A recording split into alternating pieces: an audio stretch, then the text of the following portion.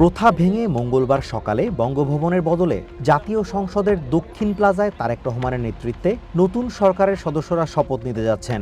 রাষ্ট্রপতি মোহাম্মদ শাহাবুদ্দিন নতুন মন্ত্রিসভার সদস্যদের শপথবাক্য পাঠ করাবেন। বাংলাদেশের আপামর জনসাধারণের পাশাপাশি নিকটতম প্রতিবেশী ভারতও নতুন সরকারের দায়িত্ব নেওয়ার অপেক্ষায় উদ্গ্রীব হয়ে আছে। নির্বাচনের ফল প্রকাশের পরই নিরঙ্কুশ জয় পাওয়ায় বিএনপি চেয়ারম্যান তারেক রহমানকে টেলিফোনে শুভেচ্ছা জানিয়েছেন ভারতের প্রধানমন্ত্রী নরেন্দ্র মোদি। এক প্রতিবেদনে ভারতীয় ম্যাগাজিন দ্য উইক বলছে, এটি ঢাকার সাথে সম্পর্ক পুনর্নির্মাণে দিল্লির কূটনীতিতে বড় ধরনের পরিবর্তনের আভাস।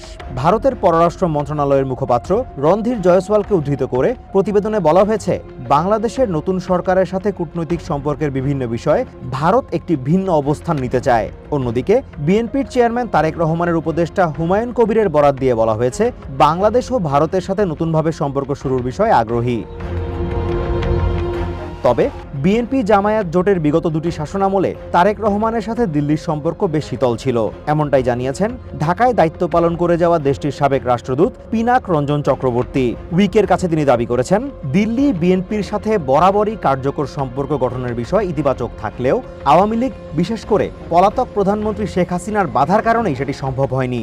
তবে 2024-এ হাসিনা সরকারের পতনের মধ্য দিয়ে সেই পথ খুলে যায় বলে মনে করছেন বিশ্লেষকরা। প্রতিবেদনে দাবি করা হয়, বাংলাদেশের সাথে সম্পর্ক রক্ষার ক্ষেত্রে মোদি সরকারের সামনে বিএনপির সাথে সুসম্পর্ক গড়ে তোলার কোনো বিকল্প নেই। কারণ বাংলাদেশের রাজনীতিতে তাদের ঘনিষ্ঠ মিত্র আওয়ামী লীগ ও দলটির প্রধান শেখ হাসিনার ভবিষ্যৎ একরকম অন্ধকার। বিবিসির এক প্রতিবেদনেও একই রকম দাবি করা হয়েছে। বিবিসি বলছে, এক দলের সাথে সুসম্পর্কের বদলে দিল্লি এখন অন্য পন্থা অবলম্বনের দিকে ঝুঁকছে। এর কারণ হিসেবে বিবিসি ও দ্য উইক বলছে, ভারতের পূর্বাঞ্চলীয় রাজ্যগুলোর নিরাপত্তা ও স্থিতিশীলতার স্বার্থেই দিল্লির এই অবস্থানগত পরিবর্তন। পাশাপাশি অর্থনৈতিক স্থিতিশীলতার বিষয়টিও উল্লেখ করা হয়েছে প্রতিবেদন দুটিতে। বাংলাদেশ, বিশেষ করে তারেক রহমানের সাথে সুসম্পর্ক প্রতিষ্ঠার ক্ষেত্রে বিএনপি চেয়ারম্যানের সাম্প্রতিক কিছু বক্তব্যের উপর জোর দিচ্ছে মোদি সরকার। এসব বক্তব্যে ভারত বিরোধী কোনো শব্দ উচ্চারণ করেননি বিএনপি প্রধান, আর এ কারণেই ফলাফল প্রকাশের পরই দ্রুত তারেক রহমানকে ফোন করেন মোদি।